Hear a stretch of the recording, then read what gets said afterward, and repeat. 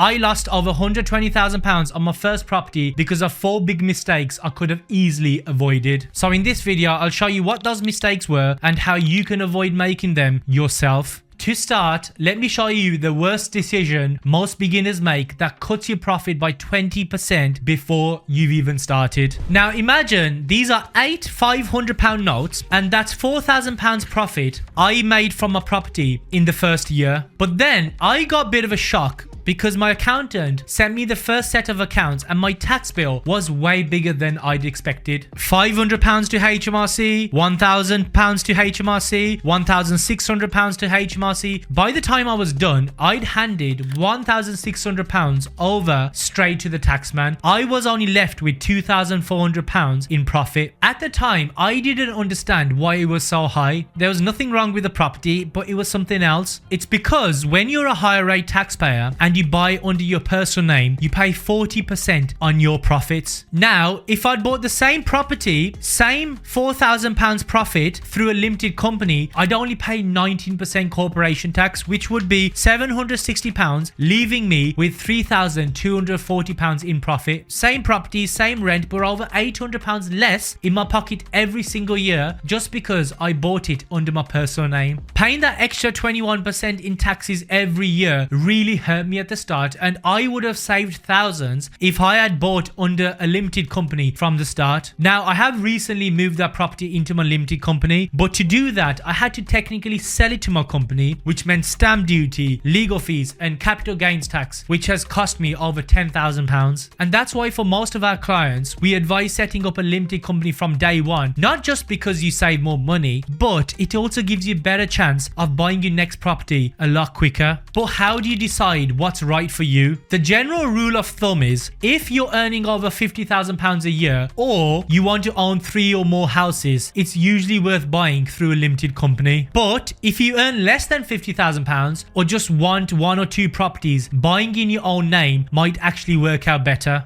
There's no one size fits all answer. It depends on your income, your goals, and how fast you want to grow. If you've already bought in your personal name, transferring it into a limited company can be expensive. Sometimes it's cheaper to leave it as it is and buy your next ones through a company. But before you do anything, speak to your accountant first. It can save you thousands, and I learned that the hard way. Now, the next mistake I made will help you avoid overpaying for a property by 30%. Now, imagine this. Let's say you're buying 2 dining tables. One's a few years old, solid, proper wood, built to last. The other one's a brand new flat pack from IKEA, shiny, smaller, and made from cheaper material, but somehow it costs 30% more. Most beginners would go for the new table because it looks modern and easy, but give it a couple of years, the table starts to wobble and loses its value. That's exactly what happened with my first property. I bought a new build, gated development, everything shiny and perfect. But here's the problem. When something's already done up, you can't add value to it. No refurb or forced appreciation, which is where you make the most money. But to make things worse, according to the land registry, new builds cost around 29% more than similar existing homes. You're basically overpaying by 30% for something smaller and flimsier, just like the IKEA table. So what should you do instead? Now, if you look at the property I bought, it was £105,000, but because of the new build premium, I overpaid by about 30%. Roughly £31,000. So here's a smarter way to buy properties. Don't just look at the price tag, look at the price per square meter. That's the property price divided by the size of the house. So you're comparing apples with apples. Because if you take a new build and an older property that are the same size, same layout, same area, the older one will be around 30% cheaper to buy. This way, you're not paying for the shiny new look, you're paying for actual value. Now, the next mistake nearly cost me the whole £105,000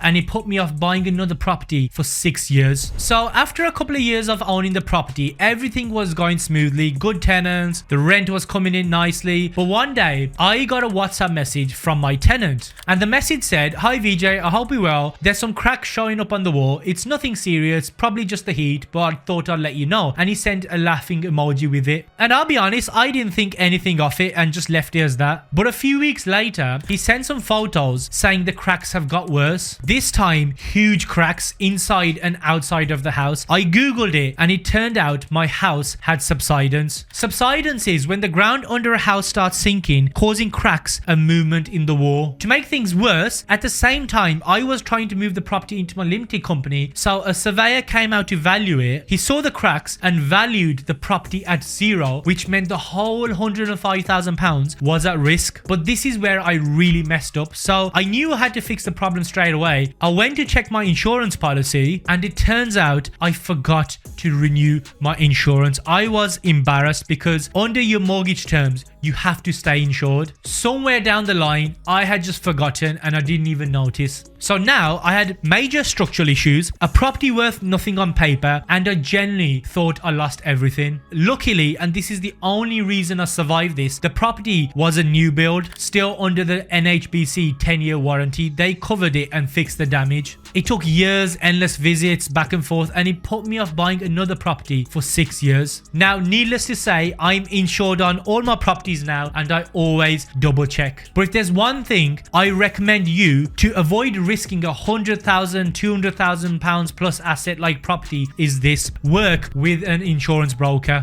The reality is we all have busy lives. It's easy to forget things like insurance. That's why I use an insurance broker now. They'll always remind you when your renewal is due because that's literally how they get paid. They have systems in place so you don't miss it. Back then, I didn't have one because I thought I was being clever saving some money. But what I've learned is that a good broker won't just keep you up to date. They'll usually find you better cover than you'd get on your own. So before you buy your next property, find a good insurance broker and set it up from day one. It's the cheapest way to protect your biggest investment. Now, this next mistake took me years to realize, but avoiding this will help you buy more properties and make more money in the long run. So back in 2013, whilst I was still working as a junior accountant, I decided to start an online business for a bit of extra income on the side. And that online business blew up and I started to make pretty good money. So I put that money into what I thought was the smartest move, but it actually cost me tens of thousands in the long run. And that decision was paying off my mortgage early.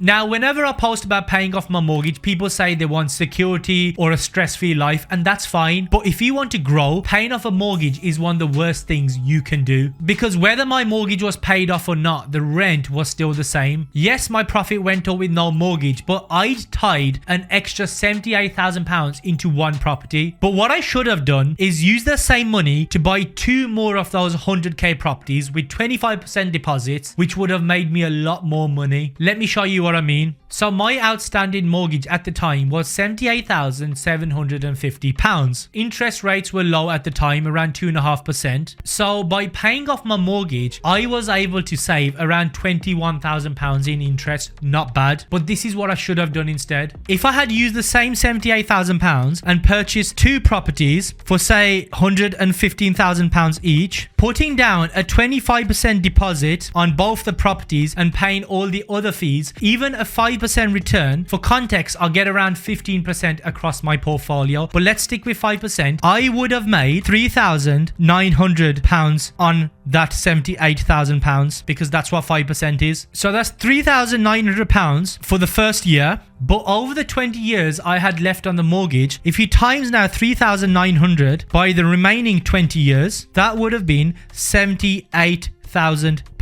So by paying down my mortgage, I saved £21,000. But if I had reinvested that money instead, I would have made over 3.5 times more. That's why even billionaires like Mark Zuckerberg and Kim Kardashian, who could easily buy in cash, still get mortgages because they know a mortgage is a cheap debt and they'd rather put their money into investments that grow faster. That's called leverage and it's how most people build wealth. So now you know what costly mistakes I made and how to avoid them. But if you want to make more money in property, there are 5 types of properties you need to avoid, and that's what I'll show you in this video. So I'll see you over there.